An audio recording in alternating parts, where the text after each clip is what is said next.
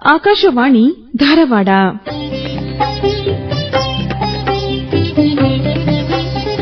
ಸಾಹಿತ್ಯ ಸೌರಭ. ನಲ್ಮೆಯ ಕೇಳುಗರೆ, ಕನ್ನಡ ಸಾಹಿತ್ಯದ ಹಿರಿಮೆ ಗರಿಮೆ ಅಪಾರವಾದದ್ದು. ಅದು ಬೆಳೆದು ಬಂದ ರೀತಿ ರೋಚಕವಾದದ್ದು. ಕನ್ನಡ ಕೇವಲ ಭಾಷೆಯಲ್ಲ, ಐತಿಹಾಸಿಕ ಕಾಲದಿಂದ ವೈಭವಪೂರ್ಣವಾಗಿ ಬೆಳೆದು ಬಂದ ಉಚ್ಚತಮ ಸಂಸ್ಕೃತಿಯೊಂದರ ಪ್ರತೀಕ. ಕನ್ನಡ ಸಂಸ್ಕೃತಿಯ ಭಾಗವಾಗಿರುವ ಸಾಹಿತ್ಯ ಕಾಲದಿಂದ ಕಾಲಕ್ಕೆ ಹೊಸ ತಿಳುವಳಿಕೆಯನ್ನು ತನ್ನ ತೆಕ್ಕೆಗೆ ಜೋಡಿಸಿಕೊಳ್ಳುತ್ತಾ ಬಂದಿದೆ. ಹಳೆ ಬೇರು ಹೊಸ ಚಿಗುರು ಎಂಬಂತೆ ನವನವೀನ ಸಾಹಿತಿಗಳಿಗೆ ತನ್ನ ಮಡಿಲಲ್ಲಿ ಆಸರೆ ನೀಡಿ ಬೆಳೆಸುತ್ತಿದೆ ಈ ಕನ್ನಡ ಸಾಹಿತ್ಯ. ಇಂತಹ ಸಾಹಿತ್ಯದ ಕಂಪು ಬೀರುವ ನಮ್ಮ ಈ ಸಾಹಿತ್ಯ ಸೌರಭ ಕಾರ್ಯಕ್ರಮಕ್ಕೆ ತಮಗೆಲ್ಲ ಸ್ವಾಗತ.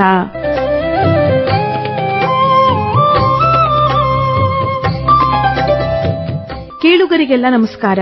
ಇಂದಿನ ಸಾಹಿತ್ಯ ಸೌರಭ ಕಾರ್ಯಕ್ರಮದಲ್ಲಿ ಕರ್ನಾಟಕ ಸರ್ಕಾರದ ಭಾಷಾಂತರ ನಿರ್ದೇಶನಾಲಯದ ನಿರ್ದೇಶಕರು ಎಂ ವೆಂಕಟೇಶ್ ಅವರೊಂದಿಗೆ ಮಾತುಕತೆ. ಇವರೊಂದಿಗೆ ಡಾ ಬಸು ಬೇವಿನಗಿಡದ್. ಕಾರ್ಯಕ್ರಮ ನಡೆಸಿಕೊಡುತ್ತಾರೆ ಶರಣಬಸವ ಚೋಳಿನ್. ಆತ್ಮೀಯ ಕೇಳುಗರೆ, ಸಾಹಿತ್ಯ ಸೌರಭ ಕಾರ್ಯಕ್ರಮಕ್ಕೆ ಸ್ವಾಗತ, ಸುಸ್ವಾಗತ. ಕೇಳುಗರೆ, ಕನ್ನಡ ಭಾಷೆ ಬೆಳವಣಿಗೆ ಆಗೋದು ಭಾಷಾಂತರ ಆದಾಗ.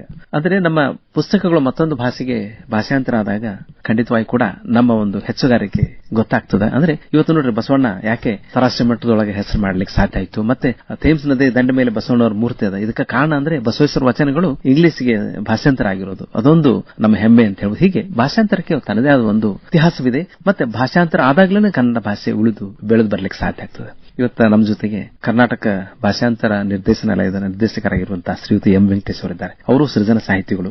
ಇವತ್ತು ಸರ್ಕಾರದ ಯಾವುದೇ ಪುಸ್ತಕಗಳಾತು, ಯಾವುದೇ ಒಂದು ವ್ಯವಹಾರ ಅಥವಾ ಕನ್ನಡೀಕರಣ ಆಗೋದು ಅವರ ನಿರ್ದೇಶನಾಲಯದಿಂದಲೇ ಆಗ್ತದೆ. ಮತ್ತೆ ವಿಶೇಷವಾಗಿ ನಮ್ಮ ನ್ಯಾಯಾಧೀಕರಣ ಏನಿದೆಯಲ್ಲ, ಇವತ್ತು ನ್ಯಾಯಾಧೀಕರಣದಲ್ಲಿ ಸಾಕಷ್ಟು ಅಜಗಜಾಂತರ ವ್ಯತ್ಯಾಸ ಆಗಿದೆ, ಅಜಗಜಾಂತರ ಬೆಳವಣಿಗೆ ಆಗಿದೆ. ಅಲ್ಲಿ ಬಂದಿರುವಂತಹ ಆಧುನಿಕ ಸೌಲಭ್ಯಗಳು ಇವತ್ತು ಕನ್ನಡದಲ್ಲಿ ನಮ್ಮ ನ್ಯಾಯಮೂರ್ತಿಗಳು ನೀಡುವಂತಹ ತೀರ್ಪು ಕನ್ನಡದಲ್ಲಿ ಬರ್ಲಿಕ್ಕೆ ಸಾಧ್ಯ ಆಗುತ್ತೆ. ಅಂದ್ರೆ ಖಂಡಿತವಾಗಿ ಕೂಡ ಜನರಿಗೆ ನ್ಯಾಯಾಲಯದಲ್ಲಿ ಅತೀವ ವಿಶ್ವಾಸ ಹೆಚ್ಚುತ್ತೆ. ಕನ್ನಡದಲ್ಲಿ ನ್ಯಾಯ ತೀರ್ಪು ಅವರಿಗೆ ಸಿಗ್ಲಿಕ್ಕೆ ಸಾಧ್ಯ ಆದ್ರೆ ಅಂತಹ ಒಂದು ಅದ್ಭುತ ಅವಕಾಶವನ್ನ ಮಾಡ್ತಾ ಇರೋದು ಭಾಷಾಂತರ ನಿರ್ದೇಶನಾಲಯ. ಎಂ ವೆಂಕಟೇಶ್ ಇದ್ದಾರೆ. ಅವರನ್ನು ನಿಮ್ಮೆಲ್ಲ ಪರವಾಗಿ ಸ್ವಾಗತ ಮಾಡ್ತಾ ಇದ್ದೀವಿ. ನಮಸ್ಕಾರ ಎಂ ವೆಂಕಟೇಶ್ ಅವರೇ. ನಮಸ್ಕಾರ. ಸ್ವಾಗತ, ಸುಸ್ವಾಗತ. ನಮ್ಮ ಆತ್ಮೀಯ ಸ್ನೇಹಿತರು, ನಮ್ಮ ಹಿಂದಿನ ನಿರ್ದೇಶಕರು ಆಗಿರುವಂತಹ ಡಾಕ್ಟರ್ ಬಸು ಬೇವಿನಗಿಡದವರು ಕೂಡ ನಮ್ಮ ಜೊತೆಗಿದ್ದಾರೆ. ಅವರನ್ನು ನಿಮ್ಮೆಲ್ಲ ಪರವಾಗಿ ಸ್ವಾಗತ ಮಾಡ್ತಾ ಇದ್ದೀವಿ. ನಮಸ್ಕಾರ ಡಾಕ್ಟರ್ ಬಸು ಬೇವಿನಗಿಡ. ನಮಸ್ಕಾರ. ಸ್ವಾಗತ, ಸುಸ್ವಾಗತ. ನಮಸ್ಕಾರ ಚೋಳಿನ್ ಅವರು. ಎಂ ವೆಂಕಟೇಶ್ ಅವರೇ, ನೀವು ನಮ್ಮ ಆಕಾಶವಾಣಿಗೆ ಬಂದಿದ್ದೀರಿ. 90 ವರ್ಷದ ಆಕಾಶವಾಣಿ ಇತಿಹಾಸ ಇದೆ. ನಮ್ಮ ಧಾರವಾಡ ಆಕಾಶವಾಣಿ 75 ವರ್ಷ ಸಂಭ್ರಮ ಮಾಡಿದ್ವಿ. 90 ವರ್ಷದ ಆಕಾಶವಾಣಿಯ ನಾಗಾಲೋಟ ಏನಿದೆಯಲ್ಲ, ಮಾಹಿತಿ ಮನರಂಜನೆ ಶಿಕ್ಷಣ ನೀಡುವಲ್ಲಿ ಹೆಂಗೆ ಒಂದು ಪಾತ್ರವನ್ನು ವಹಿಸಿದೆ, ಕನ್ನಡಕ್ಕಾಗಿ ಎಂತಹ ಒಂದು ಕಾಣಿಕೆಯನ್ನು ನೀಡಿದೆ, ಎರಡು ಮಾತು ಹೇಳ್ಬೋದಾ? ಖಂಡಿತ. ಒಂದು ಈ ಆಕಾಶವಾಣಿ ಅನ್ನೋದು ಇಲ್ಲದೆ ಇದ್ದಿದ್ರೆ ನಮ್ಮಂತ ವಿದ್ಯಾರ್ಥಿ ದೆಸೆಯಲ್ಲಿ ನಾವು ಇದನ್ನು ಬಾಲ್ಯದಲ್ಲಿ ವಿದ್ಯಾರ್ಥಿ ದೆಸೆಯಲ್ಲಿ ಇದನ್ನೆಲ್ಲ ಕೇಳದೇ ಇದ್ದಿದ್ರೆ ಬಹುಶಃ ನಮಗೆ ಈ ಸಾಂಸ್ಕೃತಿಕ ಲೋಕದ ಅಥವಾ ಬೇರೆ ಬೇರೆ ಕ್ಷೇತ್ರಗಳ ಪರಿಚಯ ಆಗ್ತಿದ್ದಿಲ್ಲ.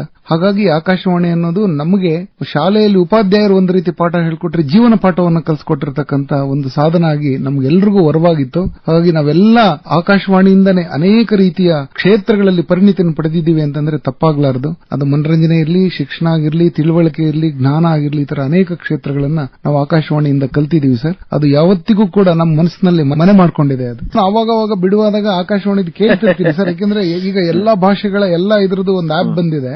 ಯಾಕಂದ್ರೆ ಆಕಾಶವಾಣಿ ನನಗೆ ಧಾರವಾಡ ತುಂಬಾ ಇಷ್ಟವಾದಂತಹ ಕಾರ್ಯಕ್ರಮ. ಯಾಕಂದ್ರೆ ಇಲ್ಲಿನ ಭಾಷೆ, ಇಲ್ಲಿನ ಬನಿ, ಇಲ್ಲಿನ ದೇಶೀಯತೆ ಇದೆಯಲ್ಲ, ಅದು ನಮಗೆ ದಕ್ಕೋದು ಹೆಂಗೆ ಅಂತಂದ್ರೆ ಈ ಆಕಾಶವಾಣಿ ಮೂಲಕನೇ. ಹಾಗಾಗಿ ನನ್ನ ಆಸಕ್ತಿಯಿಂದ ಈ ದೇಸಿ ಬನಿಯನ್ನ ಕೇಳಿಸ್ಕೊಳ್ಳೋದಕ್ಕೋಸ್ಕರ ನಾನು ಧಾರವಾಡ ಆಕಾಶವಾಣಿ ಕೇಳ್ತೀನಿ ಸರ್.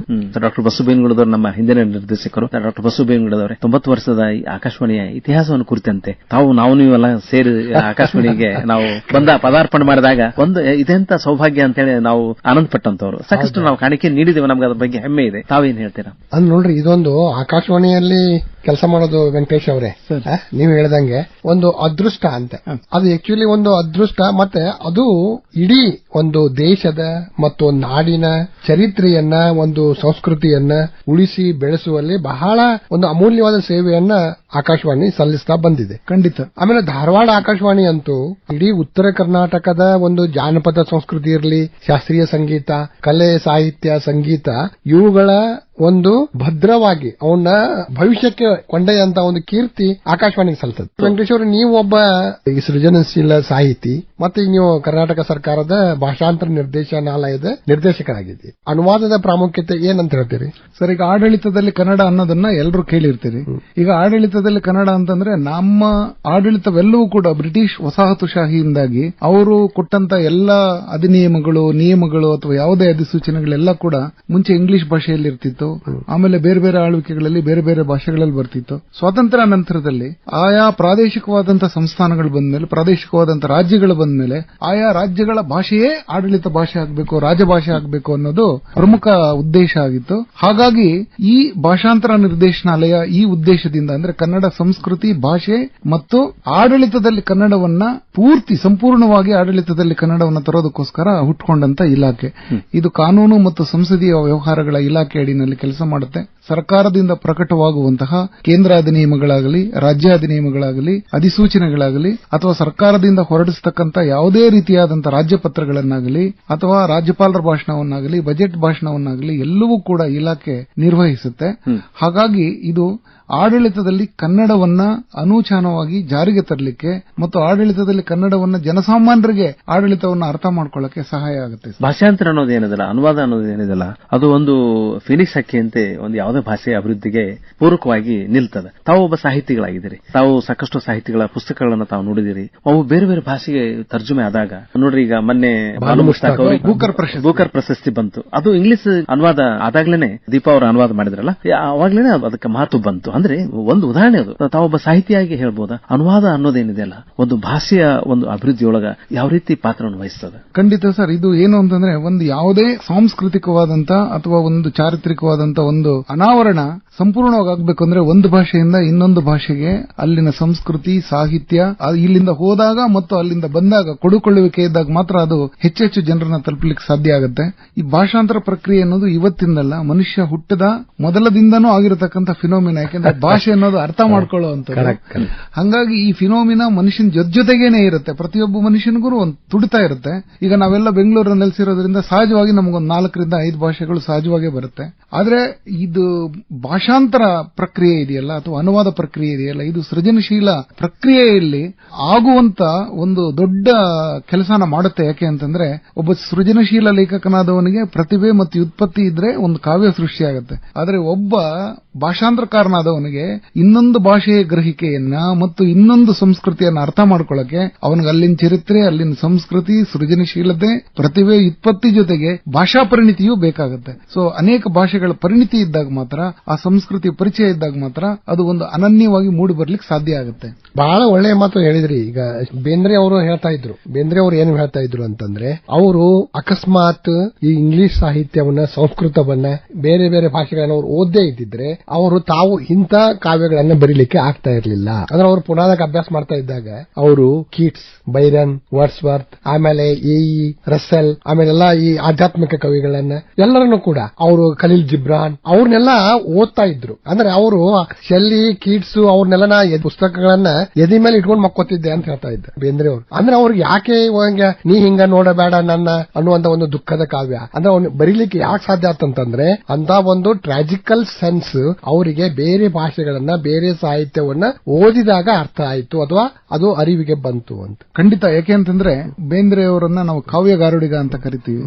ಆ ತರದ್ದೊಂದು ಕಾವ್ಯ ಕನ್ನಡ ಸಾಹಿತ್ಯದಲ್ಲಿ ಮತ್ತೆ ಯಾರು ಸೃಷ್ಟಿ ಮಾಡ್ತಾರೋ ಇಲ್ಲೋ ಗೊತ್ತಿಲ್ಲ, ಬಟ್ ಸೃಷ್ಟಿ ಅಂತೂ ಮಾಡಕ್ ಆಗಲ್ಲ ಅನ್ನೋದು ನನ್ನ ಭಾವನೆ. ಯಾಕೆಂದ್ರೆ ಅವರು ಈಗ ನಾವು ಸೃಜನಶೀಲತೆ ಅಂತ ಕರೆಯೋದಕ್ಕೆ ನಾನು ಸುಮ್ನೆ ಯಾವಾಗ್ಲೂ ಉದಾಹರಣೆ ಹೇಳ್ತಿರ್ತೀನಿ ಬೇಂದ್ರೆ ಅವರದು 2 ಸಾಲುಗಳನ್ನ. ಅದು ಬಿಸಿಲು ಕುಣಿದು ಬೆವತು ಬಂದದ ಮಳೆಯ ಹದಕ. ಸೃಜನಶೀಲತೆ ಅನ್ನೋದು ಬಿಸಿಲು ಕುಣಿದು ಬೆವತು ಬಂದದ ಮಳೆಯ ಹದಕ ಅಂತ ಜೋಗಿ ಪದ್ಯದಾಗ ಬರ್ತದೆ. ಹೀಗೆ ಈ ಸೃಜನಶೀಲ ಪ್ರಕ್ರಿಯೆ ಹಂಗೆ ಇರುತ್ತೆ. ಹಾಗೆ ಭಾಷಾಂತರನೂ ಕೂಡ ನಾವು ಅನೇಕ ಸಂಸ್ಕೃತಿಗಳಿಂದ ಏನೇನನ್ನ ಪಡ್ಕೊಳ್ತೀವೋ ಅದನ್ನು ಪಡ್ಕೊಂಡಿದ್ದನ್ನ ನಮ್ಮ ಭಾಷೆಯಲ್ಲಿ ಅದನ್ನು ಕೊಡುವಾಗ ನಿಜವಾಗ್ಲೂ ಅದಕ್ಕೊಂದು ಪರಿಪೂರ್ಣತೆ ದಕ್ಕತ್ತೆ ಅನ್ನೋದು ನನ್ನ ಭಾವನೆ ಸರ್. ಹಂಗಾಗಿ ಬೇಂದ್ರೆ ಅವರಿಗೆ ಅವರ ಆಧ್ಯಾತ್ಮದ ಗುರು ಅರವಿಂದ್ರ ಇದಾರಲ್ಲ, ಅವರ ಅರವಿಂದರ ಪದ್ಯಗಳನ್ನ ಮತ್ತು ಅರವಿಂದ್ರ ಬಗ್ಗೆ ಬರೆದಿರುವಂತದನ್ನ ಈ ತರದ್ದೆಲ್ಲ ಓದುವಾಗ ನಮ್ಗೆ ಅನ್ಸುತ್ತೆ ಅವ್ರು ಎಷ್ಟೆಷ್ಟು ಬೇರೆ ಬೇರೆ ಬೇರೆ ತರದ ಕಾವ್ಯಗಳನ್ನ ಅನುಸಂಧಾನ ಮಾಡಿದ್ದಾರೆ, ಓದಿದ್ದಾರೆ. ಮತ್ತೆ ಈಗ ನೋಡಿ, ಅದೇ ತರ ಈಗ ಡಾಕ್ಟರ್ ಅಂಬೇಡ್ಕರ್ ಅವರ ಬರಹಗಳು ಕೂಡ ಬೇರೆ ಬೇರೆ ಈ ಪ್ರಾದೇಶಿಕ ಭಾಷೆಗಳಲ್ಲಿ ಹೋದಾಗಲೇ ಅಂಬೇಡ್ಕರ್ ಅವರು ಈ ಆಧುನಿಕ ಭಾರತವನ್ನ ಕಟ್ಟಲಿಕ್ಕೆ ಎಷ್ಟೆಲ್ಲ ಶ್ರಮಿಸಿದ್ರು ಅನ್ನುವಂತ ಒಂದು ಅರಿವು ಕೂಡ ಉತ್ಪತ್ತಿ ಆಗುತ್ತೆ, ಅಂದ್ರೆ ಜಾಗೃತಿ ಆಗುತ್ತೆ. ಇವತ್ತು ಅಂಬೇಡ್ಕರ್ ಜಗಮಾನ್ಯರಾಗಿದ್ದಾರೆ. ಕಾರಣ ಅಂದ್ರೆ ಅವರ ಪುಸ್ತಕಗಳು ಬೇರೆ ಭಾಷೆಗಳಿಗೆ ತರ್ಜುಮೆ ಆಗಿರೋದು. ಹೌದು ಸರ್, ಅವರು ಮರಾಠಿ ಜೊತೆಗೆ ಸುಮಾರು ಒಂದು 8 ರಿಂದ 10 ಭಾಷೆಗಳನ್ನ ಬೇರೆ ಬೇರೆ ಭಾಷೆಗಳನ್ನ ಕಲ್ತ್ಕೊಂಡಿದ್ರು. ಕೊನೆಗೆ ಸಂಸ್ಕೃತನೂ ಕಲ್ತರು ಅವರು. ಆದ್ರೆ ಹಾಗೆ ಕಲ್ತಿದ್ರಿಂದಾನೇ ಭಾರತಕ್ಕೆ ಒಂದು ಬಲಾಢ್ಯವಾದಂತ ಒಂದು ಸಂವಿಧಾನ ಕೊಡ್ಲಿಕ್ಕೆ ಸಾಧ್ಯ ಆಯ್ತು ಅವ್ರ ಕೈಯಲ್ಲಿ. ಆ ಸಂವಿಧಾನ ಕೊಟ್ಟಿದ್ದರಿಂದಾಗಿ ಈ ಪರಂಪರೆಯಲ್ಲಿ ಅಥವಾ ಈ ನೆಲದಲ್ಲಿ ಯಾರಿಗೆ ಹಸಿವಿತ್ತೋ, ಯಾರು ದಮನಿತರಿದ್ರೋ, ಯಾರು ಶೋಷಿತರಿದ್ರೋ ಎಲ್ಲರಿಗೂ ಕೂಡ ಒಂದು ಧ್ವನಿಯಾಗುವಂತ ಒಂದು ಅವಕಾಶ ಸಿಕ್ಕಿತು. ಹಾಗಾಗಿ ಭಾಷಾಂತರ ಪ್ರಕ್ರಿಯೆ ಅನ್ನೋದು ಎಲ್ಲೆಲ್ಲಿ ಯಾವ ರೂಪದಲ್ಲಿ ಯಾರ್ಯಾರು ವರ ಆಗತ್ತೆ ಅಂತಾನೂ ಹೇಳಕ್ ಇವತ್ತು ಸಮಾನತೆ ಒಂದು ನಮ್ಮ ಸಮಾಜದೊಳಗ ಹಾಸುಹಕ್ಕಾಗಿದೆ ಅನ್ನೋದ ಕಾರಣ ಅಂಬೇಡ್ಕರ್. ನಾನು ಇದನ್ನ ಯಾವಾಗ್ಲೂ ಹೇಳ್ತಿರ್ತೀನಿ ಸರ್, ಯಾಕೆಂದ್ರೆ ಜಗತ್ತಿನ ಎಲ್ಲ ಚಳವಳಿಗಳು ಹಿಂಸಾತ್ಮಕವಾದಂತ ರೂಪನ ತಗೊಂಡಿದೆ. ಆದ್ರೆ ಕರ್ನಾಟಕದಲ್ಲಿ ಹುಟ್ಟಿದಂತ ಯಾವ ಚಳವಳಿಯೂ ಕೂಡ ದಲಿತ ಚಳವಳಿ ಸೇರಿದಂಗೆ ರೈತ ಚಳವಳಿ ಆಗಿರ್ಲಿ, ಈ ತರದ ಎಲ್ಲ ಚಳವಳಿ ಆಗಿರ್ಲಿ, ಯಾಕೆ ಅದು ಹಿಂಸಾತ್ಮಕ ರೂಪ ಪಡಿಲಿಲ್ಲ ಅಂತಂದ್ರೆ ನಮಗೆ ಒಂದು ಭದ್ರ ಬುನಾದಿ ಇತ್ತು. ವಚನ ಚಳವಳಿ ಅನ್ನೋದು, ಕಾಯಕ ಚಳವಳಿ ಅನ್ನೋದು. ಆ ವಚನ ಚಳವಳಿ ಯಾವತ್ತೂ ಕೂಡ ಹಿಂಸೆ ಅಲ್ಲ, ಮನುಷ್ಯ ಪ್ರೀತಿಯನ್ನ, ಮನುಷ್ಯರು ಇನ್ನೊಬ್ಬರನ್ನ ಪ್ರಶ್ನೆ ಮಾಡೋದನ್ನ ಕಲಿಸ್ತು. ಹಾಗಾಗಿ ನಮ್ಮ ಕರ್ನಾಟಕದಲ್ಲಿ ವೈಚಾರಿಕ ಪ್ರಜ್ಞೆ ಮತ್ತು ಈ ತರದ ಒಂದು ಚಳುವಳಿಗಳ ಘನತೆ ತುಂಬಾ ದೊಡ್ಡದಾಗಿದೆ. ಮುಖ್ಯವಾಗಿ ಎಂ ವೆಂಕಟೇಶ್ವರ, ತಾವು ಒಬ್ಬ ಸೃಜನಶೀಲ ಸಾಹಿತಿಗಳಾಗಿದ್ದೀರಿ. ತಾವು ಒಬ್ಬ ಸಾಹಿತಿಯಾಗಿ ಹೇಗೆ ಒಂದು ಜನಮಾನಸದಲ್ಲಿ ನಿಲ್ಲುವಂತ ಕೆಲಸ ಮಾಡಿದ್ದೀರಿ. ತಮ್ಮ ಒಂದು ಕೃತಿಗಳ ಬಗ್ಗೆ ಒಂದೆರಡು ಮಾತು. ಹಾಗೇನೆ ಒಬ್ಬ ಸಾಹಿತಿಯಾಗಿ ನೀವು ಭಾಷಾಂತರ ನಿರ್ದೇಶನದಲ್ಲಿ ನಿರ್ದೇಶಕರಾಗಿರಲ್ಲ, ಅದು ನಿಮಗೆ ಹೆಂಗೆ ಸಹಾಯಕಾರಿಯಾಗಿದೆ?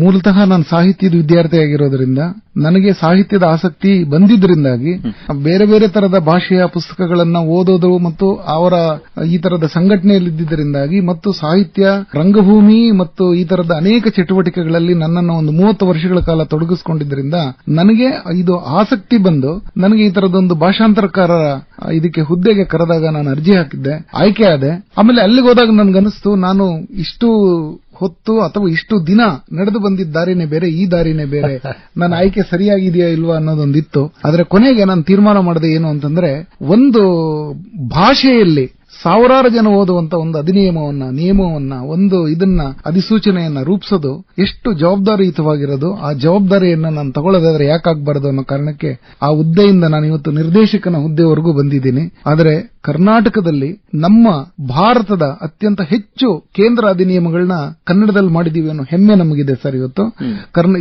ಇವತ್ತು ಹೊಸ 3 ಕ್ರಿಮಿನಲ್ ಕಾನೂನುಗಳೇನು ಬಂದು ಅದನ್ನು ಕೂಡ ಪ್ರಪ್ರಥಮವಾಗಿ ಕನ್ನಡ ಭಾಷೆನಲ್ಲಿ ಪ್ರಕಟ ಮಾಡಿರೋದೇ ಬಹಳ ಸಂತೋಷ. ನ್ಯಾಯದ ಕಣದ ಮೇಲೆ ಜನರಿಗೆ ಬಹಳ ವಿಶ್ವಾಸ ಇದೆ ರೀ. ಇವತ್ತು ಕೂಡ ಏನಿಲ್ಲ ನಾನು ಕೋರ್ಟ್ ಹೋಗ್ತೇನೆ, ಕೋರ್ಟಲ್ಲಿ ನೋಡ್ಕೋತೇನೆ ಅಂತ ಹೇಳ್ತಾರೆ. ಅಷ್ಟು ವಿಶ್ವಾಸ. ತಮ್ಮ ಭಾಷೆಯೊಳಗ ಒಂದು ತೀರ್ಪು ಬಂದ್ರೆ ಎಂತ ಅನುಕೂಲ ಆಗುತ್ತೆ. ಅವೆಲ್ಲ ಪುಸ್ತಕಗಳು ತಮ್ಮ ಕನ್ನಡ ಭಾಷೆಯಲ್ಲಿ ಸಿಕ್ಕರೆ ಖಂಡಿತವಾಗಿ ಕೂಡ ಸ್ವರ್ಗನೇ ಅಲ್ಲ ಸರ್. ಈಗ ನಮ್ಮ ಪ್ರಾದೇಶಿಕವಾಗಿರತಕ್ಕಂಥ ಜಿಲ್ಲಾ ಮಟ್ಟದ ಕೋರ್ಟ್ಗಳವರೆಗೂ ಕನ್ನಡದಲ್ಲೇ ವ್ಯವಹಾರ ನಡೆಯುತ್ತೆ. ಆದ್ರೆ ಉಚ್ಚ ನ್ಯಾಯಾಲಯಗಳು ಮತ್ತೆ ಸುಪ್ರೀಂ ನ್ಯಾಯಾಲಯಕ್ಕೆ ಬಂದಾಗ ಏನಾಗುತ್ತೆ ಅಂತಂದ್ರೆ ಅಲ್ಲಿ ಎಲ್ಲ ಬೇರೆ ಬೇರೆ ರಾಜ್ಯದ ನ್ಯಾಯಾಧೀಶರು ಬರೋದ್ರಿಂದ ಇಂಗ್ಲಿಷ್ ನಲ್ಲೇ ತೀರ್ಪುಗಳನ್ನ ಕೊಡ್ತಾರೆ. ಆದ್ರೆ ಕರ್ನಾಟಕದಲ್ಲಿ ಸರೋಜಿನ ಮಹಿಷಿ ವರದಿ ಜಾರಿಗೆ ಬಂದ ನಂತರ ಕರ್ನಾಟಕದಲ್ಲಿ ಉಚ್ಚ ನ್ಯಾಯಾಲಯದಲ್ಲೂ ಕೂಡ ಕರ್ನಾಟಕ ತೀರ್ಪುಗಳ ವರದಿ ಅಂತಕ್ಕಂಥ ಒಂದು ವಿಂಗ್ ಅನ್ನು ಮಾಡಿದ್ದಾರೆ ಸರ್. ಆ ಶಾಖೆನಲ್ಲಿ ಉಚ್ಚ ನ್ಯಾಯಾಲಯದಲ್ಲಿ ಮಾಡತಕ್ಕಂತಹ ಎಲ್ಲ ಆಯ್ದ ತೀರ್ಪುಗಳನ್ನ, ಮುಖ್ಯವಾದಂತ ತೀರ್ಪುಗಳನ್ನ ಪ್ರಕಟಿಸಿ ಕರ್ನಾಟಕ ತೀರ್ಪುಗಳ ವರದಿ ಅಂತಕ್ಕಂಥ ಕನ್ನಡ ಮ್ಯಾಗಝೈನ್ ಅನ್ನ ಪ್ರತಿ ತಿಂಗಳು ಹೊರಡಿಸ್ತಾರೆ. ಇದು ವಕೀಲರಿಗೆ, ಯುವ ವಕೀಲರಿಗೆ, ಕಲಿತಕ್ಕಂಥವರಿಗೆ ಮತ್ತು ಆ ತೀರ್ಪನ್ನ ಅರ್ಥ ಮಾಡ್ಕೊಳ್ತಕ್ಕಂಥ ಬೇರೆ ಬೇರೆ ತರದ ಜನಸಾಮಾನ್ಯರಿಗೆ ಅನುಕೂಲವಾಗುವ ರೀತಿಯಲ್ಲಿದೆ. ಇದು ಇನ್ನೂ ಹೆಚ್ಚಿನ ಪ್ರಚಾರ ತಗೋಬೇಕಾಗಿದೆ. ಕೇವಲ ₹500 ವಾರ್ಷಿಕ ಚಂದ ಕೊಟ್ರೆ ನಿಮಗೆ 12 ಸಂಚಿಕೆಗಳು ಸಿಗುತ್ತೆ. 300 ಪುಟಗಳ ಕನಿಷ್ಠ 15 ರಿಂದ 20 ತೀರ್ಪುಗಳನ್ನು ಒಳಗೊಂಡ ಈ ಸಂಚಿಕೆ ಪ್ರಕಟ ಆಗ್ತಾ ಇದೆ. ಆಮೇಲೆ ಇನ್ನೊಂದು ಮುಖ್ಯವಾಗಿ ಏನು ಅಂತಂದ್ರೆ ಕರ್ನಾಟಕದಲ್ಲಿ ಈಗ ಕಳೆದ ವರ್ಷ ಸರ್ಕಾರ 5 ಕೋಟಿ ಅನುದಾನವನ್ನು ಕೊಟ್ಟು ಕಳೆದ 15 ವರ್ಷಗಳ ಎಲ್ಲಾ ಉಚ್ಚ ನ್ಯಾಯಾಲಯಗಳ ತೀರ್ಪುಗಳನ್ನು ಕನ್ನಡದಲ್ಲಿ ಪ್ರಕಟಿಸಬೇಕು ಅಂತಕ್ಕಂಥ ಒಂದು ಕಾರ್ಯಕ್ರಮನ ಹಮ್ಮಿಕೊಂಡಿದೆ. ಆ ಕಾರ್ಯಕ್ರಮವನ್ನ ಉಚ್ಚ ನ್ಯಾಯಾಲಯ ತುಂಬಾ ಗಂಭೀರವಾಗಿ ತಗೊಂಡಿದೆ. ಸುಮಾರು 20 ಜನ ಭಾಷಾಂತರಕಾರನ ಹೊರಸಂಪನ್ಮೂಲದಿಂದ ಬಳಕೆ ಮಾಡಿಕೊಂಡು ಈಗ ಎಲ್ಲಾ ಇದನ್ನು ಭಾಷಾಂತರ ಮಾಡ್ತಾ ಇದೆ. ಇದಿಷ್ಟೇ ಅಲ್ಲದೆ ಎಚ್.ಎಲ್. ದತ್ತು ಅವರು ಕನ್ನಡಿಗ ಸುಪ್ರೀಂ ಕೋರ್ಟ್ ನ್ಯಾಯಾಧೀಶರಾಗಿದ್ದಾಗ ಎಲ್ಲಾ ಪ್ರಾದೇಶಿಕ ಭಾಷೆಯ ಕಟ್ಲೆಗಳು ಏನೇನು ಬರುತ್ತೆ ಸುಪ್ರೀಂ ಕೋರ್ಟ್ಗೆ, ಅದರಲ್ಲಿ ಪ್ರಮುಖವಾದಂತಹ ತೀರ್ಪುಗಳನ್ನ ಆಯಾ ಭಾಷೆಗಳಲ್ಲೇ ಪ್ರಕಟಿಸಬೇಕು ಅಂತ ಒಂದು ಆದೇಶ ಹೊರಡಿಸಿ ಈಗ ಸುಪ್ರೀಂ ಕೋರ್ಟ್ನಲ್ಲೂ ಕೂಡ ಆಯಾ ಭಾಷೆಯ ವಿಂಗಗಳನ್ನು ಮಾಡಿದ್ದಾರೆ. ಕನ್ನಡದಲ್ಲಿ ಅತ್ಯಂತ ಹೆಚ್ಚು ತೀರ್ಪುಗಳನ್ನ ನಾವು ಈಗಾಗಲೇ ಸುಪ್ರೀಂ ಕೋರ್ಟ್ ವೆಬ್ಸೈಟ್ ಅಲ್ಲಿ ಅಪ್ಲೋಡ್ ಮಾಡಿದ್ದೀವಿ ಸರ್. ಅದು ಲಭ್ಯ ಇದೆ. ಅದು ಒಂದು ಹೆಮ್ಮೆ ನಮಗೆ. ಈ ವಿಷಯಗಳು ನಮಗೆ ನೆನಪಾಗೋದಂದ್ರೆ ಡಾಕ್ಟರ್ ಬಸವರಾಜ ಗಿಡದವರು ಆ ಭಾಷಾಂತರಕ್ಕೆ ಸಾಕಷ್ಟು ಸಾಕಷ್ಟು ಪುಸ್ತಕಗಳನ್ನ ಭಾಷಾಂತರ ಮಾಡಿದ್ದಾರೆ ಅವರು. ಭಾಷಾ ಭಾರತಿ ಪ್ರಶಸ್ತಿಯನ್ನು ಪಡ್ಕೊಂಡಿದ್ದಾರೆ. ಅಭಿನಂದನೆಗಳು ಸಲ್ಲಿಸ್ತಾ ಡಾಕ್ಟರ್ ಬಸವ ಬೇವಿನಗಿಡದವ್ರೆ, ನೋಡ್ರಿ ನಾವು ನಮ್ಮ ಭಾಷೆಯೊಳಗ ನಮ್ಮ ಮಾತೃಭಾಷೆಯೊಳಗೆ ನಾವು ಬೇಕು ಇಲ್ಲ ಅನ್ನಂಗಿಲ್ಲ, ಆದ್ರೆ ಬಾಯಿ ಕಪ್ಪೆ ಆಗಬಾರದು. ಅಂದ್ರೆ ಈ ಹೊರಗಿನ ವಿಸ್ತಾರವನ್ನು ನೋಡಬೇಕು, ಸಮುದ್ರದ ವಿಸ್ತಾರ ಹೇಗೆ ನೋಡು, ಆಕಾಶ ಎಷ್ಟು ವಿಶಾಲವಾಗಿದೆ, ಹಾಗೆ ಬೇರೆ ಭಾಷೆಗಳನ್ನ ನಾವು ಅರ್ಥ ಮಾಡ್ಕೊಂಡ್ರೆ ನಮ್ಮದನ್ನ ಅಲ್ಲಿ ಕಳಿಸ್ಲಿಕ್ಕೆ ಸಾಧ್ಯ ಆದ್ರೆ ಒಂದು ಸೀಮಾತೀತವಾಗಿ ಭಾಷೆ ಬೆಳೀತದೆ. ಆ ನಿಟ್ಟಿನೊಳಗೆ ಏನು ಡಾಕ್ಟರ್ ಬಸವ ಬೇವಿನಗಿಡದವ್ರು ಭಾಷಾಂತರ ಅನ್ನೋದು ಹೇಗೆ ಒಂದು ಫೀನಿಕ್ಸ್ ಹಕ್ಕಿಂಗೆ ನಮಗ್ ಬೇಕಾಗಿದೆ. ಅಂದ್ರೆ ಚೋಳಿನವರೇ, ಈಗ ಈ ಭಾಷಾಂತರದಿಂದ ಅನಂತಮೂರ್ತಿ ಅವರಾಗ್ಲಿ, ಆಮೇಲೆ ಬೇರೆ ಬೇರೆ ಎಲ್ಲ ಸಾಹಿತಿಗಳು, ಎ.ಕೆ. ರಾಮಾನುಜನ್ ಅವರು ಬಸವಣ್ಣವರ ವಚನಗಳನ್ನ ಅವರು ಅನುವಾದ ಮಾಡದೇ ಇದ್ದಿದ್ರೆ ಅವರು ಬಸವಣ್ಣವರ ವಚನಗಳು ಈ ಜಗತ್ತಿನಾದ್ಯಂತ ಪಸರಿಸಲಿಕ್ಕೆ ಕಷ್ಟ ಆಗ್ತಿತ್ತು. The rich will make temples for Shiva, ವಾಚಾಲ a poor man can do ಅಂತ. ಉಳ್ಳವರು ಶಿವಾಲಯ ಮಾಡುವರು, ಶಿವಾಲಯ ಮಾಡುವರು, ಎಷ್ಟು ಚಂದ the rich will make temples for Shiva but ವಾಚಾಲ ಎ ಪೋರ್ ಮ್ಯಾನ್ ಡೂ ಶುರು ಆಗತ್ತೆ. ಅಂದ್ರೆ ದ ಸ್ಪೀಕಿಂಗ್ ಆಫ್ ಶಿವ ಅಂತ ಅನ್ನುವಂತ ಪುಸ್ತಕ ಬಂತು. ಆಮೇಲೆ ಅನಂತಮೂರ್ತಿ ಅವರ ಸಂಸ್ಕಾರ ಕಾದಂಬರಿಯನ್ನ ರಾಮಾನುಜನ್ ಮಾಡಿದ್ರು. ಆಮೇಲೆ ಬಹಳ ಜನ ಈಗ ಮೊನ್ನೆ ಕುವೆಂಪು ಅವರ ಮಲೆಗಳಲ್ಲಿ ಮದುಮಗಳು ಇಂಗ್ಲಿಷ್ ಪ್ರೊಫೆಸರ್ ಇದಾರಲ್ಲ, ಅವರು ಬ್ರೈಡ್ ಆನ್ ದ ಹಿಲ್ಸ್ ಅಂತ ಮಾಡಿದ್ರು. ಅದು ಒಳ್ಳೆ ಅನುವಾದ. ಕುವೆಂಪು ಅವರ ರಾಮಾಯಣ ದರ್ಶನ ಮಾಡಿದ್ದಾರೆ, ಶಂಕರ್ ಮೊಕಾಸಿ ಪುಣೇಕರ್ ಅವರು ಮಾಡಿದ್ದಾರೆ. ಈಗ ಬಹಳ ಜನ ಬೇರೆ ಬೇರೆ ಈ ಪುಸ್ತಕಗಳು ಇವೆಲ್ಲ ನಮ್ಮ ಬೇರೆ ಬೇರೆ ಭಾಷೆಗಳಿಗೆ ಹೋದಾಗ ಬರೇ ಇಂಗ್ಲಿಷ್ ಅಂತಲ್ಲ, ಬೇರೆ ಜರ್ಮನ್, ತೆಲುಗು, ತಮಿಳ್ ಅಥವಾ ಬೇರೆ ಬೇರೆ ಸ್ವಯಂ ಕುವೆಂಪು ಅವರೇ ಮೊದಲು ಇಂಗ್ಲಿಷ್ ಭಾಷೆಗಳಿಗೆ ವ್ಯಾಮೋಹಕ್ಕೊಳಗಾಗಿದ್ರು. ತೀರಂ ಶ್ರೀ ಅವರು ಅವ್ರನ್ನ ಬದಲಿ ಮಾಡಿದ್ರು. ಅಂದ್ರೆ ನೀನು ಕನ್ನಡದಲ್ಲಿ ನೀ ಸಾಧನೆ ಮಾಡುವಂತ ಅಂದ್ರೆ ಅಂತ ಅನ್ನುವಂತ ಒಬ್ಬ ಇಂಗ್ಲಿಷ್ ಪ್ರಾಧ್ಯಾಪಕರು ಬಂದಿದ್ರು. ಅವರು ನೀವು ನಿನ್ನ ಭಾಷೆಯಲ್ಲಿ ಬರೆದಾಗ ಇನ್ನೂ ನೀನು ಬಹಳ ಆಳವಾಗಿ ಬರೆಯಬಲ್ಲೆ ಅಂತ ಅವ್ರು ಹೇಳಿದಾಗ ಅವ್ರು ಕಣ್ತರಿದ್ರು ಅಂತ. ಎಂ ವೆಂಕಟೇಶ್ ಅವರೇ, ವಿಶೇಷವಾಗಿ ನೀವು ಆಗ್ಲೂ ಪ್ರಸ್ತಾಪ ಮಾಡಿದ್ರಿ ವಚನ ಕ್ರಾಂತಿ ಬಗ್ಗೆ. ಅಂದ್ರೆ ಹೇಗೆ ದಲಿತ ಕ್ರಾಂತಿ ಅದರಿಂದ ಪ್ರೇರಣೆ ಪಡಿತು ಅಂತ. ಆ ವಚನ ಘಟ್ಟ ಏನಿದೆಯಲ್ಲ 12ನೇ ಶತಮಾನ, ಅದೇನು ಆ ಕ್ರಾಂತಿ ಕೆಲವೊಬ್ರು ಹೇಳ್ತಾರೆ ಅದು ವಿಫಲ ಕ್ರಾಂತಿ ಅಂತ, ಆದ್ರೆ ಅದು ಸಫಲ ಕ್ರಾಂತಿ, ಆಮೇಲೆ ಅದು ಸೋತು ಗೆದ್ದ ಕ್ರಾಂತಿ ಅಂತ ನಾವು ಹೇಳ್ತೀವಿ. ತಾವೇನ್ ಹೇಳ್ತೀರಿ ಸರ್? ನಾನು ವಚನದ ವಿದ್ಯಾರ್ಥಿ. ಅದೃಷ್ಟವಶಾತ್ ವಚನ ಸಾಹಿತ್ಯದಲ್ಲಿ ನನಗೆ ಗೋಲ್ಡ್ ಮೆಡಲ್ ಬಂದಿದೆ. ಆಮೇಲೆ ನನಗೆ ಅಗಾಧವಾಗಿ ವಚನ ಸಾಹಿತ್ಯದ ಬಗ್ಗೆ ಗೌರವ ಇದೆ. ನನಗೇನು ಅಂತ ಜಗತ್ನಲ್ಲಿ ಈ ಮಾದರಿಯ ಸಾಹಿತ್ಯ ಇನ್ನೆಲ್ಲೂ ಇಲ್ಲ, ನಾನು ಓದಿರೋದ್ರ ಮಟ್ಟಿಗೆ, ನಾನು ಗ್ರಹಿಸಿರೋದ್ರ ಮಟ್ಟಿಗೆ. ಆಮೇಲೆ ಈ ಬೌದ್ಧಿಕತೆ ಮತ್ತು ಇಷ್ಟು ಸರಳವಾದಂತ ಭಾಷೆಯಲ್ಲಿ ಅಷ್ಟು ದೊಡ್ಡ ಬೌದ್ಧಿಕತೆಯನ್ನ ನೀಡುವಂತ ಸಣ್ಣ ಒಬ್ಬ ಸಾಮಾನ್ಯನಿಗೂ ಕೂಡ ತಿಳುವಳಿಕೆ ಬರುವಂತ ರೀತಿಯಲ್ಲಿ ಇರತಕ್ಕಂಥ ವಚನ ಸಾಹಿತ್ಯ ಯಾವತ್ತಿಗೂ ಕೂಡ ನಾನು ಹೇಳೋದೇನು ಅಂತಂದ್ರೆ ನಮ್ಮ ಕನ್ನಡ ಸಾಹಿತ್ಯ ಪರಂಪರೆಗೆ ವಿಶ್ವಕ್ಕೆ ನೀಡಿರತಕ್ಕಂಥ ದೊಡ್ಡ ಕೊಡುಗೆ ಸರ್ ಇದು. ಕನ್ನಡ ಸಾಹಿತ್ಯ ಪರಂಪರೆ ವಚನ ಚಳುವಳಿ ಅನ್ನೋದು. ಯಾಕೆಂತಂದ್ರೆ ನಾನು ಗ್ರಹಿಸಿರುವ ಮಟ್ಟಿಗೆ, ನಾನು ಓದಿರುವ ಮಟ್ಟಿಗೆ ಯಾವ ವಚನಕಾರ ವಚನವನ್ನು ಪಕ್ಕಕ್ಕಿಟ್ಟು ಇದು ತೂಕ, ಇದು ಒಂದು ತೂಕ ಹೆಚ್ಚು, ಒಂದು ತೂಕ ಕಡಿಮೆ ಅಂತ ಹೇಳಲಿಕ್ಕೆ ಬರಲ್ಲ. ಅವರ ಕಳಕಳಿ, ಅವರ ಸಾಮಾಜಿಕವಾದಂತ ಬದ್ಧತೆ, ನಿಲುವು ಅವೆಲ್ಲವೂ ಕೂಡ ಒಂದು ಅಂದ್ರೆ ವಿಶ್ವಮಾನ್ಯವಾದಂತಹ ಸಮಸ್ಯೆಗಳಿಗೆ ಯಾವತ್ತೂ ಕೂಡ ಕನ್ನಡಿಯಾಗಿ ನಿಂತಿದೆ. ನಿಮಗೆ ಸಮಸ್ಯೆಗಳಿಗೆ ಪರಿಹಾರನೂ ಇದೆ, ಅದನ್ನು ಹುಡುಕೊಳ್ಳೋ ದಾರಿಗೆ ಮಾಧ್ಯಮವೂ ಕೂಡ ವಚನ ಸಾಹಿತ್ಯ. ಅವರು ಕಾಯಕ ಯೋಗಿಗಳಾದ್ದರಿಂದ ಬಹುಶಃ ಇದೆಲ್ಲ ಸಾಧ್ಯ ಆಯಿತು. ಖಂಡಿತ ಸರ್. ಅದಕ್ಕೆ ನಾನು ಹೇಳ್ತೀನಿ, ಯಾವಾಗ್ಲೂ ಹಸಿವು ಜಗತ್ತಿನ ಸಾರ್ವಕಾಲಿಕವಾದಂತಹ ಸತ್ಯ.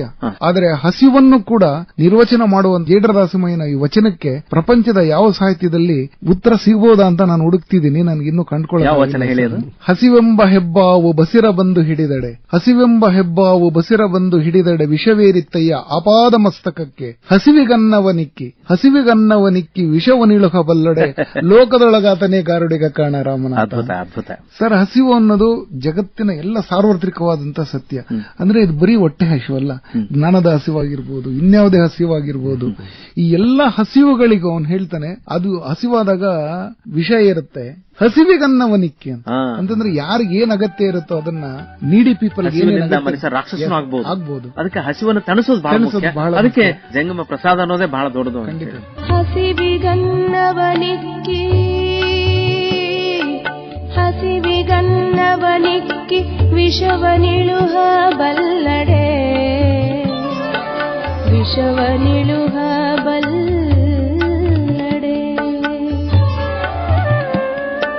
ಹಸಿವಿಗನ್ನವನಿಕ್ಕಿ ವಿಷವಿಳುಹ ಬಲ್ಲಡೆ, ಹಸಿವಿಗನ್ನವನಿಕ್ಕಿ ವಿಷವನಿಳುಹ ಬಲ್ಲಡೆ,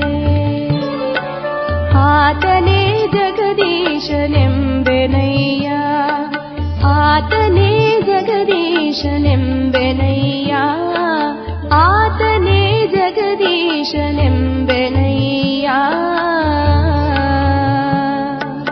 ರಾಮನಾಥ ರಾಮನಾಥ ರಾಮನಾಥ ರಾಮನಾಥ ರಾಮನಾಥ 12ನೇ ಶತಮಾನದಿಂದ ಇದುವರೆಗೂ ವಚನ ಸಾಹಿತ್ಯದ ಚಲನಶೀಲತೆ ನಿಂತಿದೆ ಅಂತ ನನಗೆ ಎಲ್ಲೂ ಅನ್ಸಿಲ್ಲ. ಎಲ್ಲ ಕಡೆ ಅದು ಜೀವಂತವಾಗಿದೆ. ಪ್ರತಿಯೊಬ್ಬ ಮನುಷ್ಯನಲ್ಲಿ ಒಂದು ಸಣ್ಣ ಸಣ್ಣ ಬೇರೆ ತರದ ರೂಪದಲ್ಲಿ ಪ್ರವಹಿಸ್ತಿರುತ್ತೆ. ಹಾಗಾಗಿ ವಚನ ಸಾಹಿತ್ಯ ಯಾವತ್ತಿಗೂ ಶ್ರೇಷ್ಠ ಮತ್ತು ಅಮರವಾಗಿರುವಂತದ್ದು. ಯಾಕಂದ್ರೆ ನಮ್ಮ ಕನ್ನಡ ಸಾಹಿತ್ಯ ಪರಂಪರೆ ಇದೆಯಲ್ಲ ಸರ್, ಇದು ಅಂದ್ರೆ ನಾನು 12ನೇ ಶತಮಾನದಿಂದ ಉಲ್ಲೇಖ ಮಾಡೋದು. ಈಗ ವ್ಯಷ್ಟಿ ಸಮಷ್ಟಿ ಎರಡು ಮಾತುಗಳನ್ನ ಈಗ ನೋಡಿ, ನಮ್ಮ ವೇದ ಉಪನಿಷತ್ತುಗಳು ಅವೆಲ್ಲ ವ್ಯಷ್ಟಿ, ನಮ್ಮ ವಚನ ಚಳುವಳಿ ಅಥವಾ ಕೀರ್ತನೆಗಳು ಅಥವಾ ಅದರ ನಂತರ ಬಂದಂತ ಅನುಭವ ಸಾಹಿತ್ಯ, ಈ ಮೂರು ಧಾರೆಗಳು ಜನಸಾಮಾನ್ಯರನ್ನ ಯಾವತ್ತಿಗೂ ಇವತ್ತಿಗೂ ಎಚ್ಚರವಾಗಿಟ್ಟಿವೆ.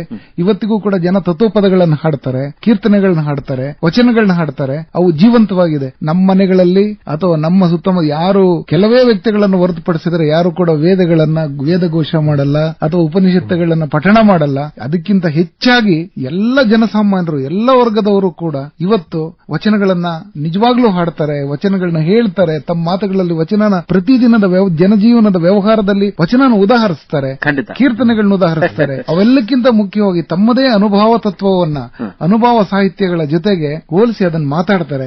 ಹಾಗಾಗಿ ಈ ಮೂರೂ ಧಾರೆಗಳು ಕನ್ನಡ ಸಾಹಿತ್ಯ ಪರಂಪರೆಯನ್ನು ಶ್ರೀಮಂತಗೊಳಿಸಿದೆ. ಜನಸಾಮಾನ್ಯರನ್ನ ಯಾವತ್ತೂ ಎಚ್ಚರವಾಗಿಟ್ಟಿರಕ್ಕೆ ಇವು ಒಂದು ಅಭೂತಪೂರ್ವವಾದ ಕಾಣಿಕೆ. ಕನಕದಾಸ ಕೂಡ ಕನ್ನಡಕ್ಕೆ ಬಹಳ ಅದ್ಭುತವಾದ ಕಾಣಿಕೆ ನೀಡಿದ್ದಾರೆ. ಕನ್ನಡ ಭಾಷೆ ಬೆಳವಣಿಗೆಗೆ ಮತ್ತು ಕನ್ನಡಿಗರ ಒಂದು ಆತ್ಮ ಜಾಗೃತಿಗೋಸ್ಕರ. ಯಾಕಂದ್ರೆ ಅಲ್ಲಿ ಸಮಾಜದ ನಿರ್ಮಾಣಕ್ಕೆ ಅವರು ಕಂಕಣಬದ್ಧರಾಗಿ ಕನಕದಾಸರ ಕುರಿತಂತೆ ಈಗ ಭಾರತೀಯ ಭಕ್ತಿ ಪರಂಪರೆಯಲ್ಲಿ ನಮಗೆ 12ನೇ ಶತಮಾನ ಹೇಳ್ತೀವಿ. ಆಮೇಲೆ 16ನೇ ಶತಮಾನದಲ್ಲಿ ನಮಗೆ ವಾಗ್ಗೇಯಕಾರರು ಬರ್ತಾರೆ ಸರ್. ಮುಖ್ಯವಾಗಿ ಪುರಂದರದಾಸರು, ಕನಕದಾಸರು, ಈ ತರ ಬೇರೆ ಬೇರೆ ತರದ ಕೀರ್ತನ ಪರಂಪರೆ ಬರುತ್ತೆ. ಬಟ್ ಕೀರ್ತನಕಾರರಲ್ಲಿ ತುಂಬಾ ವಿಶಿಷ್ಟವಾಗಿ ಕನಕದಾಸರು ಯಾಕೆ ನಿಲ್ತಾರೆ ಅಂತಂದ್ರೆ, ಅವತ್ತಿನ ಸಾಮಾಜಿಕ ಸಮಸ್ಯೆಗಳನ್ನ ಎತ್ಕೊಂಡು ಮತ್ತು ಅದರ ಜೊತೆಗೆ ಜನಸಾಮಾನ್ಯರಿಗೆ ಅನುಕೂಲವಾಗುವಂತದ್ದು, ಜನಸಾಮಾನ್ಯರಿಗೆ ಅರಿವು ಮೂಡಿಸುವಂತ, ತಿಳುವಳಿಕೆ ನೀಡುವಂತ ಅವರ ಬದ್ಧತೆಯ ರಚನೆಗಳಿದೆಯಲ್ಲ ಸರ್, ಅದು ತಾವು ಹೇಳಿದಾಗೆ ಚೋಳಿನ್ ಸರ್, ನಿಮ್ಮ ವಿಶೇಷವಾದಂತ ಕಾಳಜಿಯಿಂದ ಈ ತರದೊಂದು ಕಾರ್ಯಕ್ರಮ ರೂಪಿತ ಆಗಿದೆ ಅಂದ್ರೆ ನಿಜಕ್ಕೂ ಈ ನಾಡಿನ ಜನತೆಗೆ ಅದೊಂದು ಅಭೂತಪೂರ್ವವಾದಂತಹ ವರದಾನವೇ. ಯಾಕೆಂತಂದ್ರೆ ಯಾರು ಈ ಸಮಾಜದ ನಿಜವಾದಂತಹ ದಾರ್ಶನಿಕರಾಗಿ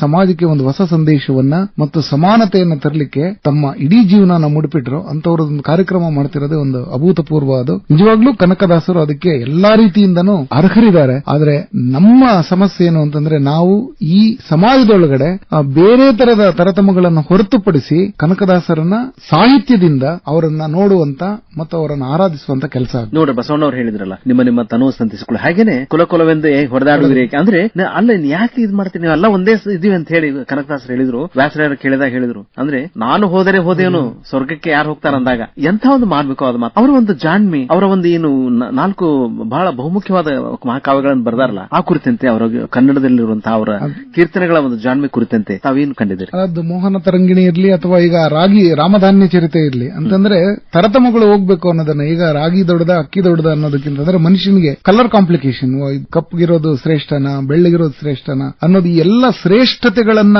ಅಂದ್ರೆ ಶ್ರೇಷ್ಠತೆಯ ವ್ಯಸನವನ್ನ ಮುರಿಯೋದಕ್ಕೋಸ್ಕರ ಅವರು ಕೊಟ್ಟಂತ ಈ ಕಾಣಿಕೆಗಳು ತುಂಬಾ ಮೌಲ್ಯಯುತವಾಗಿರುವಂತಹ ಕಾಣಿಕೆಗಳು ಸರ್. ಯಾಕಂದ್ರೆ ಯಾವತ್ತಿಗೂ ಕೂಡ ವ್ಯಸನ ಮನುಷ್ಯನಿಗೆ ಇರತಕ್ಕಂತ ಒಂದು ರೋಗ. ಆ ಶ್ರೇಷ್ಠತೆಯ ವ್ಯಸನವನ್ನ ಬಿಡಿಸದೆ ನಿಜವಾದಂತ ಒಂದು ದಾರ್ಶನಿಕನ ಲಕ್ಷಣ. ಕನಕದಾಸರು ಆ ನಿಟ್ಟಿನಲ್ಲಿ ಈ ತರದೊಂದು ದೊಡ್ಡ ಕಾಂಟ್ರಿಬ್ಯೂಷನ್ ಕೊಟ್ಟಿದ್ದಾರೆ. ಅಂದ್ರೆ ಈ ಶ್ರೇಷ್ಠತೆ ವ್ಯಸನ ಏನಿದೆಯಲ್ಲ, ನಮ್ಮ ಆರೋಗ್ಯವನ್ನಷ್ಟೇ ಹಾಳು ಮಾಡೋದಿಲ್ಲ, ಮಾನಸಿಕ ಆರೋಗ್ಯ ಇರ್ಬೋದು, ದೈಹಿಕ ಇರ್ಬೋದು, ಇಡೀ ಸಮಾಜದ ಒಂದು ಆರೋಗ್ಯವನ್ನು ಹಾಳು ಮಾಡ್ತದೆ. ಎಂ ವೆಂಕಟೇಶ್ ಅವರೇ, ಭಾಷಾಂತರಕಾರರಾಗಿ ನೀವು ಸೇರಿ ಉನ್ನತ ಹುದ್ದೆಯನ್ನು ಪಡ್ಕೊಂಡಿದ್ದೀರಿ, ಮತ್ತೆ ಆಮೇಲೆ ಅಲ್ಲಿ ಗಮನಾರ್ಹವಾದ ಸಾಧನೆ ಮಾಡ್ತಾ ಇದ್ದೀರಿ. ಸರ್ಕಾರ ಹತ್ತಿರ ಆಗಬೇಕು ಜನರಿಗೆ ಅಂದ್ರೆ ಅವ್ರ ಭಾಷೆಯಲ್ಲೇ ಒಂದು ಅವ್ರ ಆಡಳಿತ ಪುಸ್ತಕಗಳು ಲಭ್ಯ ಇರಬೇಕು. ಅದನ್ನ ಅಂತಹ ಒಂದು ಮಹತ್ತರ ಕಾರ್ಯವನ್ನು ಮಾಡ್ತಾ ಇದ್ದೀರಿ. ಏನು ಸಾರ್ಥಕತೆ ತಮಗಿದೆ? ಮೊದಲನೇದಾಗಿ ನಾನು ಸರ್ಕಾರದ ಆಡಳಿತ ಭಾಷಾಂತರಕಾರನಾಗಿ ನಾನು ಹೇಳೋದೇನು ಅಂತಂದ್ರೆ ಸರ್, ಚೋಳಿನ್ ಸರ್, ಇದು ತುಂಬಾ ಗಂಭೀರವಾದಂತಹ ವಿಷಯ. ಈಗ ಕನ್ನಡದಲ್ಲಿ ತೀರ್ಪುಗಳು ಸಿಗ್ತಾ ಇರೋದ್ರಿಂದ ಗ್ರಾಮೀಣ ಪ್ರದೇಶದಿಂದ ಬರತಕ್ಕಂತ ಎಷ್ಟೋ ಜನ ಕಾನೂನು ಪದವೀಧರರಿಗೆ, ವಿದ್ಯಾರ್ಥಿಗಳಿಗೆ ಒಂದು ತೀರ್ಪನ್ನ ಹೇಗೆ ಬರೆಯಬಹುದು ಅಂತಕ್ಕಂಥ ಒಂದು ನಿಚ್ಚಳವಾದಂತ ಸ್ಪಷ್ಟ ವಿವರಣೆ ಸಿಗುತ್ತೆ, ಚಿತ್ರಣ ಸಿಗುತ್ತೆ. ಅದೆಲ್ಲಕ್ಕಿಂತ ಮುಖ್ಯವಾಗಿ ಕಾನೂನು ಅನ್ನೋದೇ ತುಂಬಾ ತೊಡಕಾದಂತ ಭಾಷೆ. ಈಗ ಕಾನೂನಿನಲ್ಲಿ ನಾವು ಉಪಬಂಧ ಅಂತ ಕರಿತೀವಿ, ಅಧಿನಿಯಮ ಅಂತ ಕರಿತೀವಿ. ಆಮೇಲೆ ಅದರಲ್ಲಿರ್ತಕ್ಕಂಥ ತಾಂತ್ರಿಕ ಪದಗಳು ಎಷ್ಟೋ ಜನಕ್ಕೆ ಅರ್ಥ ಆಗೋದೇ ಇಲ್ಲ, ಪರಂತು ಅಂತ ಕರಿತೀವಿ. ಇದು ಬೇರೆ ಬೇರೆ ಭಾಷೆಗಳಿಂದ ಪಡ್ಕೊಂಡು ಆಗಿರತಕ್ಕಂಥ ಒಂದು ಕಾನೂನು. ಈಗ ನಮ್ಮ ಕಂದಾಯ ಇಲಾಖೆಗೆ ಬಂದ್ರೆ, ಕಂದಾಯ ಇಲಾಖೆಯಲ್ಲಿರ್ತಕ್ಕಂಥ ಯಾವ ಪದವೂ ಕನ್ನಡದಲ್ಲಿಲ್ಲ. ನೀವು ಅಲ್ಲಿರ್ತಕ್ಕಂಥ ಎಲ್ಲಾ ತಾಂತ್ರಿಕ ಪದಗಳು ಕೂಡ ಗ್ರೀಕು, ಅರೇಬಿಕ್, ಪಾರ್ಸಿ, ಉರ್ದು ಈ ತರ ಭಾಷೆಗಳಿಂದ ಬಂದಿರುವಂತವು. ಇದನ್ನ ನಾವು ಕನ್ನಡದ ಪದಗಳೇ ಮಾಡ್ಕೊಂಡಿದ್ದೀವಿ. ಈಗ ಜನಸಾಮಾನ್ಯರಿಗೂ ಕೂಡ ಅದು ಅರ್ಥ ಆಗುತ್ತೆ. ಆದ್ರೆ ಇಂಗ್ಲಿಷ್ ಪದಗಳು ಕನ್ನಡ ಪದಗಳನ್ನ ನಾವು ಜನಸಾಮಾನ್ಯರಿಗೆ ಕನ್ನಡ ಆಡಳಿತದಲ್ಲಿ ಅದನ್ನ ಸರಿಯಾದಂತ ರೀತಿಯಲ್ಲಿ ಬಳಕೆ ಮಾಡಲಿಕ್ಕೆ ಅಥವಾ ಅದನ್ನ ಅರ್ಥ ಮಾಡ್ಕೊಳ್ಳಿಕ್ಕೆ ಅನುವು ಮಾಡಿಕೊಡದೇ ಇದ್ರೆ ಅವರು ಏನ್ ಮಾಡ್ತಾರೆ ಅಂದ್ರೆ ಹೆದರಿಕೆಯಿಂದ ದೂರ ಇರ್ತಾರೆ. ಆಗ ಇದಕ್ಕೆ ಏನಾಗ್ತಾರೆ ಅಂದ್ರೆ ಮಧ್ಯವರ್ತಿಗಳು ಬರ್ತಾರೆ. ಅದು ನ್ಯಾಯವಾದಿಗಳಿರ್ಬೋದು ಅಥವಾ ಬೇರೆ ಬೇರೆ ತರದ ವರ್ಗದ ಜನ ಯಾರು ಈ ಕಾನೂನನ್ನು ಅರ್ಥ ಮಾಡ್ಕೊಳ್ಳಕ್ ಬರುತ್ತೆ ಅವರು ಜನಸಾಮಾನ್ಯರನ್ನ ಯಾವತ್ತೂ ಕೂಡ ಶೋಷಣೆ ಮಾಡ್ತಾನೆ ಇರ್ತಾರೆ. ಈ ಶೋಷಣೆ ನಿಲ್ಬೇಕು ಅಂದ್ರೆ ಜನಸಾಮಾನ್ಯರೇ ಕಾನೂನನ್ನ ಅರ್ಥಕೊಳ್ಳುವಂತ ಸ್ಥಿತಿ ಬರಬೇಕು. ಅಂದ್ರೆ ಕಟ್ಟ ಕಡೆಯ ಪ್ರಜೆಗೂ ಕೂಡ ಈ ದೇಶದ ನೆಲದ ಕಾನೂನು ಏನು ಅಂತ ಅರ್ಥ ಆಗಬೇಕು. ಅವಾಗ ಮಾತ್ರ ಒಂದು ಸಾರ್ಥಕತೆ ಸಿಗುತ್ತೆ ಸರ್. ಹಾಗಾಗಿ ನಮ್ಮ ಇಲಾಖೆ ಮಾಡಿರೋ ಕೆಲಸದ ಬಗ್ಗೆ ಸಾರ್ಥಕತೆ ಏನು ಅಂದ್ರೆ ಇಡೀ ಭಾರತದಲ್ಲಿ ಅತ್ಯಂತ ಹೆಚ್ಚು ಕೇಂದ್ರ ಅಧಿನಿಯಮಗಳನ್ನ ಕನ್ನಡಕ್ಕೆ ಭಾಷಾಂತರ ಮಾಡಿದೀವಿ. ಆಮೇಲೆ ನಮ್ಮೆಲ್ಲಾ ರಾಜ್ಯ ಅಧಿನಿಯಮಗಳನ್ನ ಕನ್ನಡದಲ್ಲೇ ನಾವು ರಚಿಸ್ತೀವಿ. ಆಮೇಲೆ ಜನಸಾಮಾನ್ಯರಿಗೆ ಬೇಕಾಗಿರತಕ್ಕಂಥ ರಾಜ್ಯ ಪತ್ರವನ್ನ ಕನ್ನಡದಲ್ಲೇ ನೀಡ್ತಿದ್ದೀವಿ. ಅದರಿಂದ ಜನರಿಗೆ ಒಂದು ಕಾನ್ಫಿಡೆನ್ಸ್ ಬರ್ತದೆ ಅಂತ ಓದಿದಾಗೆಲ್ಲ ಖಂಡಿತ ನಂಬಿಕೆ ಬರುತ್ತೆ. ಆ ನಂಬಿಕೆ ಬಂದಾಗ ಏನಾಗುತ್ತೆ ಅಂದ್ರೆ ಅವರಿಗೆ ತಮ್ಮ ಹಕ್ಕುಗಳನ್ನ ರಕ್ಷಣೆ ಮಾಡ್ಕೊಳ್ಳಿಕ್ಕೆ ಅನುಕೂಲ ಆಗ್ತದೆ ಸರ್. ಡಾಕ್ಟರ್ ಬಸು ಬೇವಿನಗಿಡ ಒಬ್ಬ ಸಾಹಿತಿ ಆಗಿತ್ತು. ಆಂಗ್ಲ ಸಾಹಿತ್ಯದಿಂದ ಕನ್ನಡಕ್ಕೆ ಬಂದಂತವರು ಗಮನಾರ್ಹ ಸಾಧನೆ ಮಾಡಿದ್ದಾರೆ. ಕಥೆಗಾರರಾಗಿ, ಕಾದಂಬರಿಕಾರರಾಗಿ, ಕವಿಯಾಗಿ, ಅಂದ್ರೆ ತಮ್ಮ ಬಹುಮುಖ ಪ್ರತಿಭೆ ಏನಿದೆಲ್ಲ ಭಾಷಾಂತರಕಾರರಾಗಿ ಕೂಡ ತಾವು ಹೆಸರು ಮಾಡಿದ್ದೀರಿ. ಈಗ ಒಬ್ಬ ಸಾಹಿತಿಗೆ ಒಂದು ಭಾಷಾಂತರಕಾರ ಆಗೋ ಅನಿವಾರ್ಯತೆ ಇದೆಯಾ? ಅದರಿಂದ ಬೆಳೀಲಿಕ್ಕೆ ಸಾಧ್ಯ ಆಗುತ್ತಾ? ತಮ್ಮ ವೈಯಕ್ತಿಕ ಅನುಭವ ಇಟ್ಕೊಂಡು ಹೇಳ್ಬೋದಾ? ಬೇರೆ ಬೇರೆ ಭಾಷೆಗಳನ್ನ, ಬೇರೆ ಬೇರೆ ಭಾಷೆಗಳಲ್ಲಿ ಇದ್ದಂತಹ ಸಾಹಿತ್ಯವನ್ನ ಅದು ಕನ್ನಡಕ್ಕೆ ಬಂದಿದ್ರೆ ಕೂಡ ಅದು ಒರಿಜಿನಲ್ ಬೇರೆ ಬೇರೆ ಭಾಷೆಗಳನ್ನು ಓದಬಹುದು, ಅಥವಾ ಅಲ್ಲಿಯ ಭಾಷೆ, ಅಲ್ಲಿಯ ಒಂದು ಸಾಹಿತ್ಯವನ್ನ ಕನ್ನಡದಲ್ಲಿ ಏನು ಅನುವಾದ ಮಾಡಿರ್ತಾರಲ್ಲ ಅದನ್ನು ಓದಿನೂ ಕೂಡ ನಮ್ಮ ದೃಷ್ಟಿಕೋನವನ್ನ, ನಮ್ಮ ಒಂದು ಪಾಯಿಂಟ್ ಆಫ್ ವ್ಯೂ ಇರ್ತದಲ್ಲ ಅದು ಬೆಳವಣಿಗೆ ಆಗ್ತದೆ. ಅಂದ್ರೆ ಬೇರೆ ಬೇರೆ ಸಾಹಿತ್ಯವನ್ನು ಓದಿದಾಗ ಈಗ BM ಶ್ರೀಕಂಠಯ್ಯ ಅವರು ಏನ್ ಮಾಡಿದ್ರು, ಇಂಗ್ಲಿಷ್ ಗೀತೆಗಳು ಪ್ರಕಟ ಮಾಡಿದ್ರು. ಕರುಣಾಳು ಬಾ ಬೆಳಕೆ ಮುಸಕೀದಿ ಮಬ್ಬಿನಲ್ಲಿ ಕೈ ಹಿಡಿದು ನಡೆಸಣ್ಣನು ಅದು ಲೀಡ್ ಕೈಂಡ್ಲಿ ಲೈಟ್ ಅನ್ನುವಂತಹ ಪದ್ಯವನ್ನ ಅದು ಕರುಣಾಳು ಬಾ ಬೆಳಕೆ ಅನ್ನುವಂತ ಒಂದು, ಅಂದ್ರೆ ಆ ಇಂಗ್ಲಿಷ್ ಗೀತೆಗಳು ಒಂದು ದೊಡ್ಡ ಪ್ರಭಾವವನ್ನ ನವೋದಯ ಸಾಹಿತ್ಯದಲ್ಲಿ ಮಾಡ್ತಾರೆ. ರವೀಂದ್ರನಾಥ್ ಅವರ ಗೀತಾಂಜಲಿ ಕೂಡ ಕನ್ನಡದಲ್ಲಿ ಬಂದಿದೆ. ಅಂದ್ರೆ ನೋಡಿ ಆತರ ನೋಡಿ, ರವೀಂದ್ರ ಅವರು ಗೀತಾಂಜಲಿಯನ್ನ ಮೊದಲು ಬೆಂಗಾಲಿಯಲ್ಲಿ ಬರ್ತಿದ್ರು, ಅದನ್ನ ಆಮೇಲೆ ಇಂಗ್ಲಿಷಿಗೆ ಅವರೇ ಟ್ರಾನ್ಸ್ಲೇಟ್ ಮಾಡಿದ್ದಾರೆ ರವೀಂದ್ರನಾಥ್ ಟ್ಯಾಗೋರ್. ಆಮೇಲೆ ಅದಕ್ಕೆ ನೊಬೆಲ್ ಪ್ರೈಸ್ ಬಂತು ಗೀತಾಂಜಲಿಗೆ. ಅಂದ್ರೆ ನೋಡಿ, ಅಂದ್ರೆ ಬೇರೆ ಬೇರೆ ಭಾಷೆಗಳಿಗೆ ಹೋದಾಗ ಅಥವಾ ಬೇರೆ ಬೇರೆ ಭಾಷೆಗಳನ್ನ ನಾವು ಓದಿದಾಗ ನಮ್ಮ ಜಗತ್ತನ್ನ ತಿಳಿಯುವಂತ, ನೋಡುವಂತ ಪರಿ ಬೇರೆ ಆಗ್ತದೆ. ಅದು ಒಳ್ಳೇದಾಗ್ತದೆ, ಚಲೋ ಆಗ್ತದೆ, ಬೇರೆ ಬೇರೆ ಆಯಾಮಗಳು ನಮಗೆ ದಕ್ತಾವೆ ಅಂತ. ಆಗಸದ ಹಾಗೆ ನಮ್ಮ ಒಂದು ಶಕ್ತಿ ಇಮ್ಮಡಿ ಆಗ್ತದೆ. ಅದು ಭಾಷಾಂತರದಿಂದ ಸಾಧ್ಯ. ಬಹಳ ಅದ್ಭುತ ಎಂ ವೆಂಕಟೇಶ್ವರ, ಇವತ್ತು ಬಹಳ ಅದ್ಭುತವಾಗಿ ಒಬ್ಬ ಭಾಷಾಂತರ ನಿರ್ದೇಶನಾಲಯದ ನಿರ್ದೇಶಕರಾಗಿ ರಾಜ್ಯದೊಳಗೆ ಆಗ್ತಾ ಇರುವಂತಹ ಅತ್ಯುತ್ತಮ ಕಾರ್ಯಗಳ ಕುರಿತಂತೆ ತಾವು ಬೆಳಕು ಚೆಲ್ಲಿದ್ರಿ. ತಾವು ಡಾಕ್ಟರ್ ಬಸು ಬೇವಿನಗಿಡದವರೇ ಒಬ್ಬ ಸಾಹಿತಿಯಾಗಿ ತಾವು ನಮ್ಮ ಜೊತೆಗೆ ಭಾಗವಹಿಸಿದ್ರು, ಬಹಳ ಸಂತೋಷ. ಅತ್ಯದ್ಭುತವಾಗಿ ಈ ಒಂದು ಸಾಹಿತ್ಯ ಸೌರಭ ಕಾರ್ಯಕ್ರಮದೊಳಗೆ ಒಂದು ಭಾಷಾಂತರ ಕುರಿತಂತೆ, ಸಾಹಿತ್ಯ ಮತ್ತು ಭಾಷಾಂತರ ಅನ್ನೋದು ಬಹಳ ವಿಸ್ತೃತವಾಗಿ ಚರ್ಚೆ ಆದಂಗಾಯ್ತು. ಭಾಷಾಂತರ ಇದ್ದಾಗಲೇ ಒಂದು ಸಾಹಿತ್ಯ ಬೆಳೀತದ, ಭಾಷೆಗೆ ಒಂದು ಮೆರಗು ಬರ್ತದ, ಮತ್ತೆ ಆಮೇಲೆ ಬೆರಗನ್ನು ನೀಡ್ತದ. ಒಂದು ನಿಟ್ಟಿನ ಸಾಧನೆ ಹೀಗೆ ಮುಂದುವರಿತಾ ಇರಲಿ. ಉದಯೋನ್ಮುಖ ಸಾಹಿತಿಗಳು ಈ ಕುರಿತಂತೆ ಹೆಚ್ಚು ಗಮನ ಹರಿಸಲಿ ಅಂತ ಹಾರೈಸ ಅವರಿಗೆ ಮಾರ್ಗದರ್ಶನ ಮಾಡೋದ ಇಬ್ಬರಿಗೂ ಕೂಡ ಅಭಿನಂದನೆಗಳು ಮತ್ತು ಹೃತ್ಪೂರ್ವಕ ಧನ್ಯವಾದಗಳು, ಕೃತಜ್ಞತೆಗಳು. ನಮಸ್ಕಾರ ಎಂ ವೆಂಕಟೇಶ್ವರ ಹಾಗೂ ಡಾಕ್ಟರ್ ಬಸು ಬೇವಿನಗಿಡದವರೇ. ಧನ್ಯವಾದ ಸರ್. ಧನ್ಯವಾದಗಳು ಸರ್, ತಮಗೆ ಋಣಿಯಾಗಿದ್ದೇನೆ ಸರ್. ನಮಸ್ಕಾರಗಳು.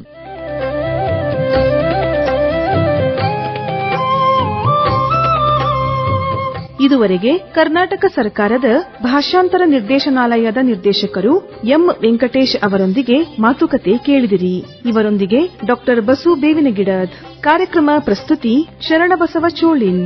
ಪ್ರಸ್ತುತಿ ನೆರವು ರಾಖಿ ಹಾನಗಲ್. ಇದಾಗಿತ್ತು ಇಂದಿನ ಸಾಹಿತ್ಯ ಸೌರಭ.